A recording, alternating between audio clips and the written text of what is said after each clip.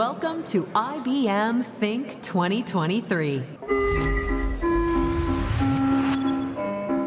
AI-generated art. AI-generated songs. AI, what is that? It sure is a lot of fun. But when foundation models are applied to big business, well, you need to think bigger. Because AI in business needs to be held to a higher standard. Built to be trusted, secured, and adaptable. This isn't simple automation that is only trained to do one thing. This is AI that is built and focused to work across your organization. This isn't committing to a single system. This is hybrid-ready AI that can scale across your systems. This isn't wondering where an answer came from. This is AI that can show its work. When you build AI into the core of your business, you can go so much further. This is more than AI. This is AI for business. Let's create. Please welcome Senior Vice President and Director of Research, IBM, Dr. Darío Gil. Hello. Welcome, the last session of Think. And I understand some of you even had a drink. How special. So I hope you've enjoyed the last 2 days with us, and what an incredible year it has been for AI. You can really feel the change that is happening all around us. And there's just no denying that the pace of this technology continues to be accelerating, and that its implications are now so clear for all to see around the globe. I'm just fascinated by AI. And as a technologist, this level of excitement really comes about only maybe once or twice every decade. And I'm just thrilled to see all the possibilities that this technology is going to enable, because it's really going to impact every industry, from customer care to transforming data centers and logistics, to medicine, to manufacturing, to energy, to the automotive industry, to aerospace, communications, you name it. It's really going to impact every one of our businesses and really touch every aspect of our lives. So it's really exciting. And while sometimes the pace of this technology can feel daunting and scary, the opportunities to harness foundation models and generative AI with proper governance, the opportunities are immense. The emergence of foundation models and generative AI is really a defining moment. And we need to recognize its importance. We need to capture the moment. And my advice is, don't be just an AI user. Be an AI value creator. Just think about it. As an AI user, you are limited to just prompting someone else's AI model. It's not your model. You have no control over the model or the data. Just think carefully about whether that's the world you want to live in. As an AI value creator, on the other hand, you have multiple entry points. You can bring your own data and AI models to watsonx, or choose from a library of tools and technologies. You can train or influence training if you want. You can tune. You can have transparency and control over the governing data and AI models. You can prompt it too. Instead of only one models, you will have a family of models. And through this creative process, you can improve them and you can make them your own models. Foundation models that are trained with your data will become your most valuable asset. And as a value creator, you will own that and all the value that they will create for your business. So don't outsource that. You can simply control your destiny with foundation models. So let me show you how we become and allow you to become a value creator with watsonx. watsonx is our new integrated data and AI platform. It consists of 3 primary parts. First, watsonx.data. It is our massive curated data repository that is ready to be tapped to train and fine-tune models with state-of-the-art data management system. watsonx.ai. This is an enterprise studio to train, validate, tune, and deploy traditional machine learning and foundation models that provide generative capabilities. And watsonx.governance. This is a powerful set of tools to ensure your AI is executing responsibly. watsonx.data, watsonx.ai, watsonx.governance. They work together seamlessly throughout the entire life cycle of foundation models. And true to our commitment to hybrid cloud architectures, watsonx is built on top of Red Hat OpenShift. Not only does it provide seamless integration of watsonx components, it allows you to access and deploy your AI workloads in any IT environment, no matter where they are located. watsonx is the AI platform for value creators. And look, I don't need to tell you that deploying these technologies is not easy at the enterprise level, but the platform changes that. So let's take a look now of how an entire AI workflow, end-to-end, works in the platform. The life cycle consists of preparing our data, using it to train the model, validate the model, tune it, and deploy in applications and solutions. So let's start with data preparation. So say you're a data scientist and want to access the data that is in a public cloud, some that is on-prem, some that may be in another external database, or on a public cloud, a second one, or anywhere else outside your hybrid cloud platform. So you access the platform from your laptop and invoke watsonx.data. It establishes the necessary connections between the data sources so you can access the data easily. We've been building our IBM data pile, combining raw data collected from public sources with IBM proprietary data. We're bringing data from different domains: the internet, code, academic sources, enterprise, and more. We have used watsonx.data to collect petabytes of data across dozens of domains to produce trillions of tokens that we can use to train foundation models. And besides the raw data and our proprietary data, we allow clients to bring their own data to enrich and improve their purpose-built foundation models. It is all stored in .data, with granular metadata that provides traceable governance for each file or document. So now we take this and we move to filter and process the data. First, we identify the provenance and the ID of the data. Then we need to categorize it. We classify it, for example, in a pile for different languages, let's say English, Spanish, German, and so on. A pile of code data that we then separate by programming language, Java, Ansible, COBOL, and so on, and any other category that we have. Now, we filter it. We do analytics and get rid of duplicated data. Now we identify hate, abuse, and profanity in the data, and we remove it. We filter it for private information, licensing constraints, and data quality. By annotating, we allow data scientists to determine the right thresholds for their filtering. Having done all of that, the pile is now ready for the next step. We version and tag the data. Each data set, after being filtered and preprocessed, receives a data card.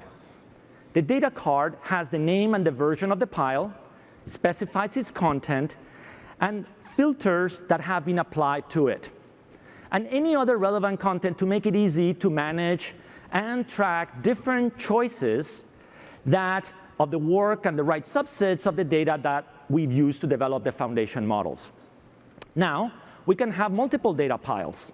They coexist in .data, and access to different versions of data for different purpose is managed seamlessly.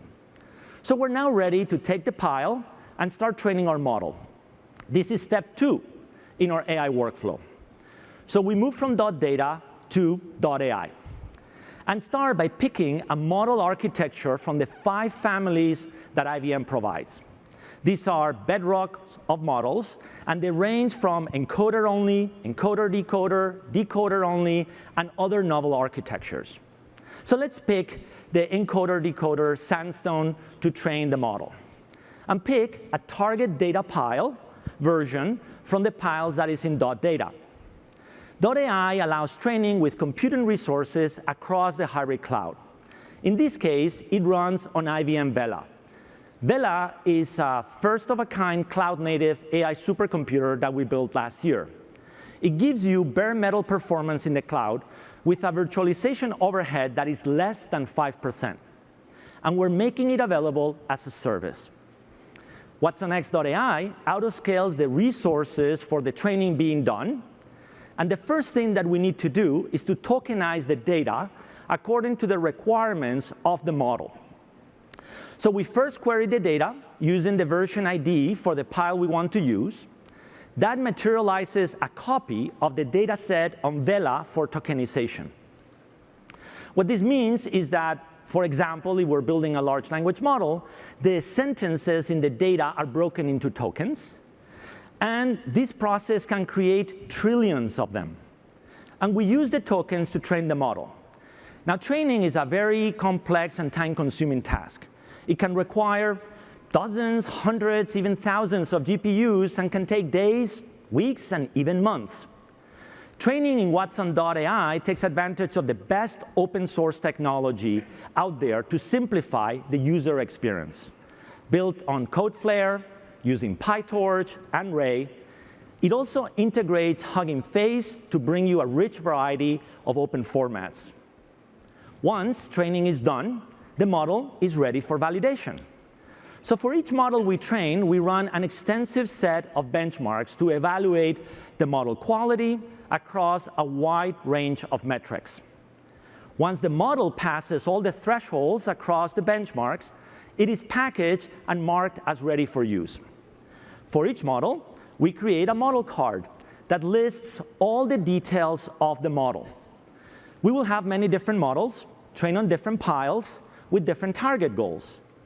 Next, we go to watsonx.governance to combine the data card that has the detailed provenance information for the data pile that was used for training with the model card that has the detailed information on how the model was trained and validated. Together, they form a fact sheet. This fact sheet is cataloged in .governance and all the other fact sheets for all the models that we have available for use. Now, let's go on to tune the model that we just created. And what we mean by that is to adapt it to new downstream tasks, which is the basis for the large productivity gains that is afforded by foundation models. So say, in this case, you're a different persona. You're the application developer. So you can access watsonx.ai and start by picking a model from the catalog to work with. We have a family of IBM models specialized for different domains. But we also have a rich set of open models because we believe in the creativity of the global AI community and in the diversity of models it offers. And we want to bring that to you. In this case, we picked Sandstone.3b from the IBM language models, which is the model that we just trained. We set up the options for tuning, the tuning approach. We picked summarization as an example, as the base model to use. Now we can access and use business proprietary data to tune the base model and for the task that we choose, whether that business data is located in anywhere in the hybrid cloud platform. So now we send prompts and tuning data, and that's used to tune the model in .ai. You get the outcome of the prompt on the model. This process happens back and forth many times, and in the end, you end up with a set of ideal prompts to use. The model is now specialized and ready to deploy. This is the final step in our AI workflow. The application where you want to use the foundation model can live in the public cloud, it can live on-prem, or on the edge. And you can really deploy and run foundation models efficiently wherever you need them. And the deployed model can be used in many different applications. So for example, we've embedded foundation models in Watson Assistant. For text generation in Assistant, you describe the topic that you want the assistant to handle. and it generates the corresponding conversational flow. We have an inference stack to scale the serving of the model in applications. It consists of state-of-the-art technology that has been field tested for scalable model serving. This is how watsonx allows us to go from data to a model that is trusted, governed, deployed, and ready to serve, and how we can scale that model to different applications. Once models are deployed, we continuously monitor them and update them in both .data and in .ai. We call this constant process our data and model factory. As watsonx.governance monitors the models, if there's any change that may impact how the model can be used or performs, be it driven because we have new data that can be leveraged, or there's a change in some regulation or law or data licensing. Any change detected by the .governance process guides and processes the update to both the data and the model. The idea of the model factory is that that is central to solid and proper governance of AI. Now, all of these updates need to happen without disrupting the underlying applications that are leveraging the foundation models. And this data and model factory is in production today.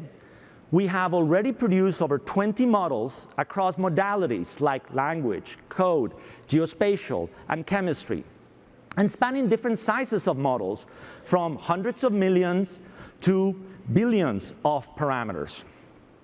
We've infused these foundation models into IBM products, Red Hat products, and our partners' products.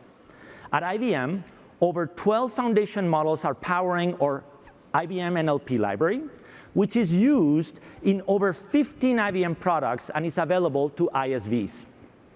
Granite models trained over code are part of IBM Watson Code Assistant, which has been applied in the Red Hat Ansible automation platform. And as you heard earlier in this event, SAP has partnered with us and is infusing foundation models into their solutions. So watsonx is really ready for you to create value with AI. Now, to maximize what you can do and the innovations at your disposal, we believe that you should bet on community. Because the truth is, one model will not rule them all. And with the innovations and models that it develops, the open community is supercharging the value that you will be able to create. To be true to our belief in the diversity and the creativity of the OpenAI community, we're proud to announce our new partnership with Hugging Face. So let's invite to the stage co-founder and CEO of Hugging Face, Clem DeLong. Clem. Hey, Dario. Clem. Thanks for having me. First of all, welcome to IBM Think. We're just delighted to have you here. So let's begin by tell us a little bit about yourself and how and when you got interested in AI and how did Hugging Face get started? Yeah, thanks so much for having me. I actually started in AI almost 15 years ago. I look at the room at the time, we couldn't have filled it. Maybe it would have been 1%, 2% of the room at most. As a matter of fact, we weren't even calling it AI at the time. We were calling it computer vision. I was working at a French company. I'm French, as you can hear from my accent. And we were doing computer vision on device, on mobile. The company went on to get acquired by Google after, but I never lost my passion and excitement for AI.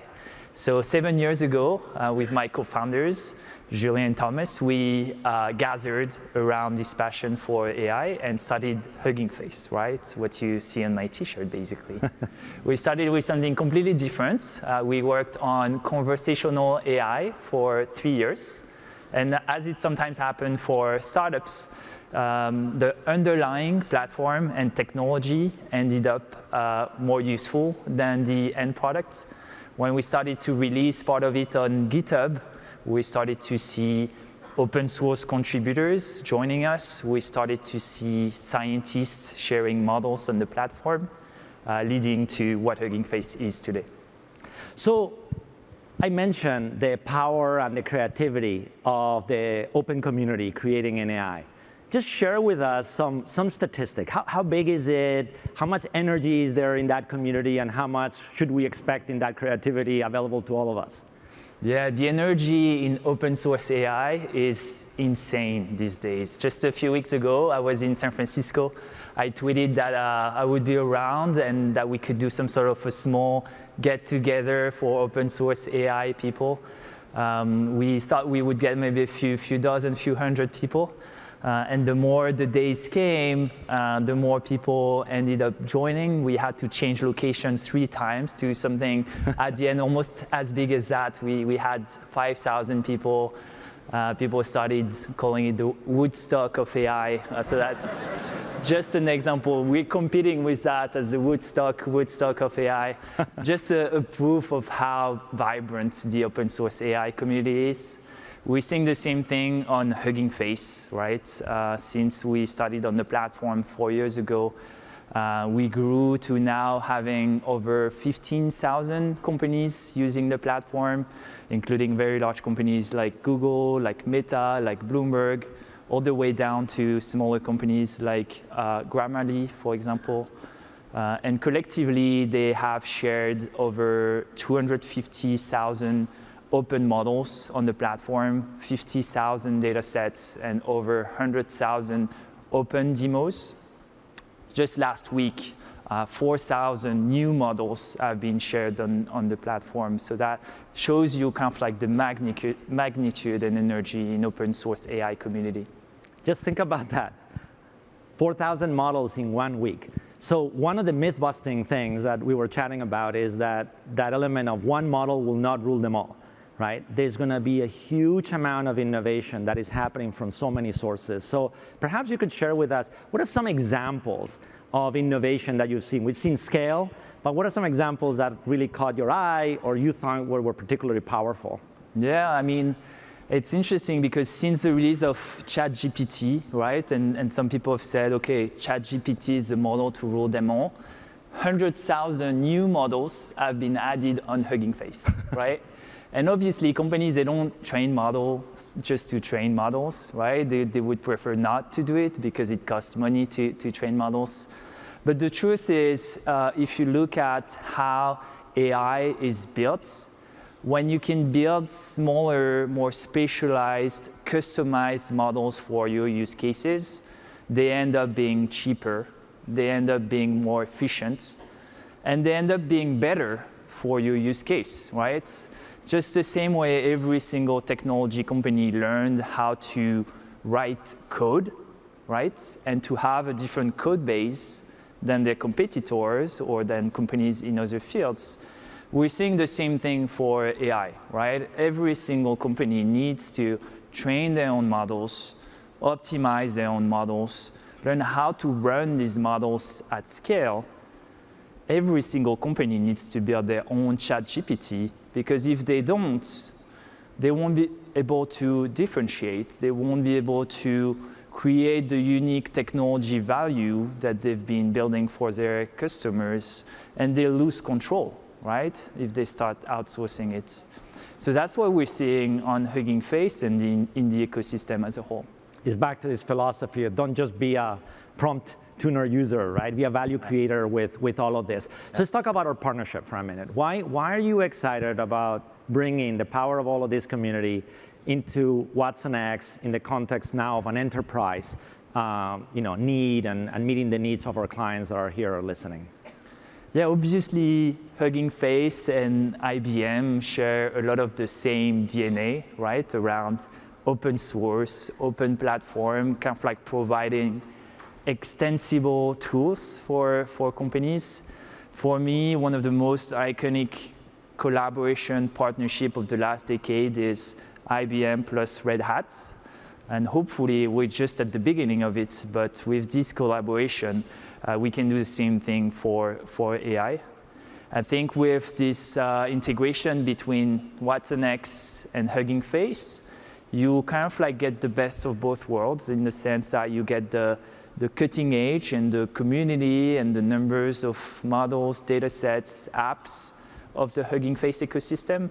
And you get the security and supports of IBM, right? For example, we mentioned all the models. The IBM consultants can help you to pick the right models for you at the time that is going to make sense for your company.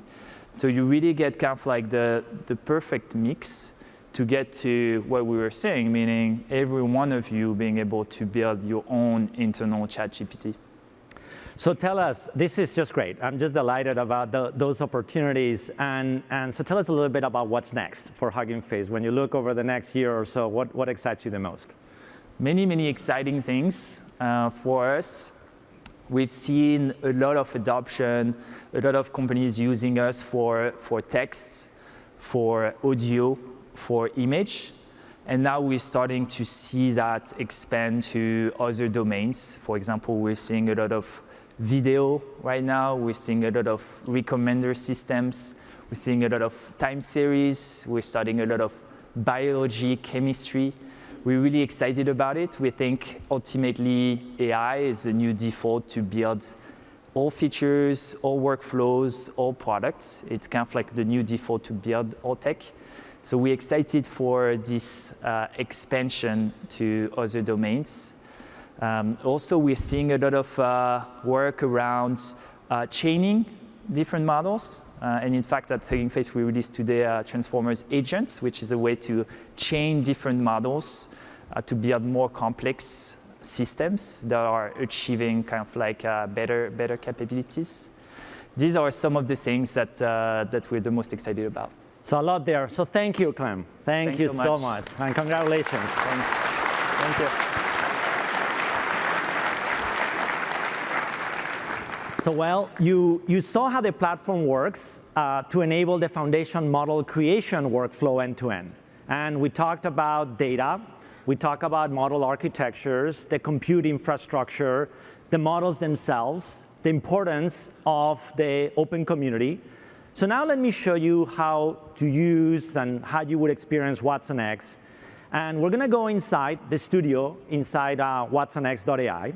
And from the landing page, you can choose to prompt models, to fine-tune models, or deploy and manage your deployed models. So here's an example of how you can use the prompt lab to do a summarization task. You give the model the text as a prompt, and the model summarizes it for you. In the case of a customer care interaction, it gives you the customer problem and the resolution according to the transcript of the interaction. In the tuning studio, as we saw before, you can set the parameters or the type of tuning that you want to do and the base model, and you can add your data. The studio gives you detailed stats of the tuning process and allows you to deploy the tuned model in your application. It's that simple. We took the complexity of the process away, so you only need to worry about creating value for your business. And here are some of our current AI value creators. SAP will use IBM Watson capabilities to power its digital assistant in their SAP solutions. You've been hearing about Red Hat, how it's embedding IBM Watson Code Assistant into the Ansible automation platform.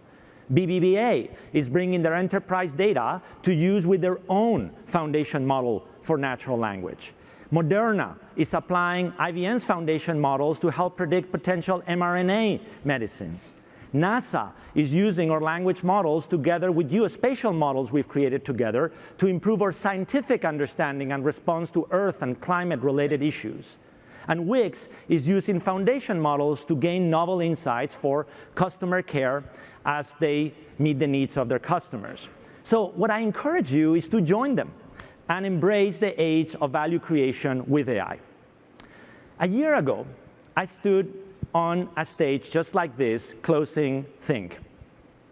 And I shared with all of the attendees that what was next in AI was foundation models. And maybe at the time it seemed a little bit abstract and sort of like this intellectual disposition about where things were going. But boy, what a year it has been. And it has been a big year for AI at IBM. So as we close our event this year, let me remind you of all the things that we have created and announced. We've announced watsonx, a comprehensive platform that allows you to create and govern AI in real time so that you can move with urgency and capture this moment. We announced a family of foundation models, including IBM models, open community models, and how you can even create your own models. We announced our data model factory, using petabytes of data across multiple domains to create trillions of tokens to create our family of foundation models, and show how the factory continuously updates them when conditions change and brings a regular cadence of models to ensure proper governance.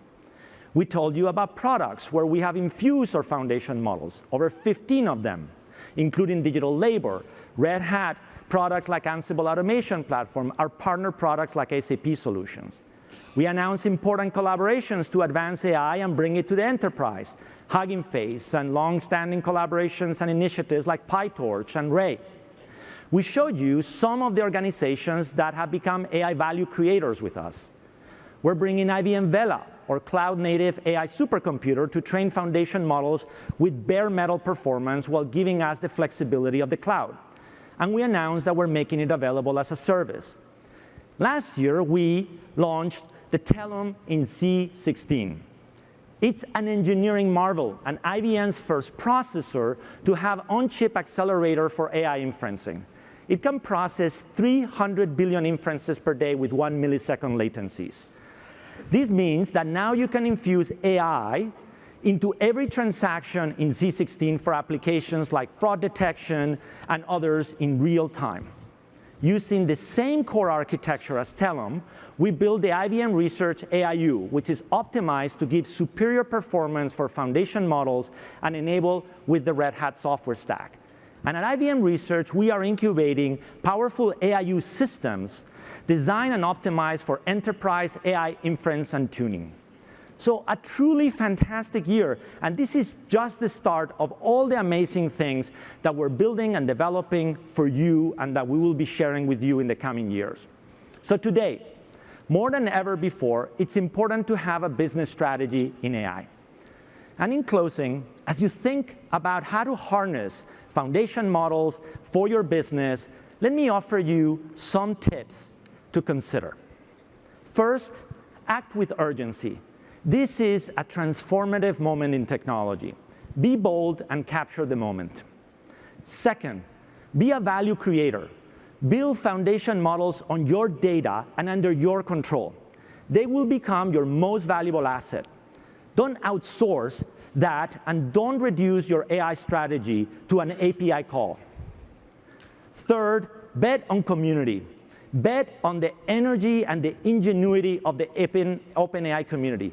One model, I guarantee you, will not rule them all. Run everywhere efficiently. Optimize for performance, latency, and cost by building with open hybrid technologies. And finally, be responsible. I can't stress this enough. Everything I've mentioned is useless unless you build responsibly, transparently, and put governance into the heart of your AI lifecycle. Continuously govern the data you use and the AI you deploy, and co-create with trusted partners. Trust is your ultimate license to operate.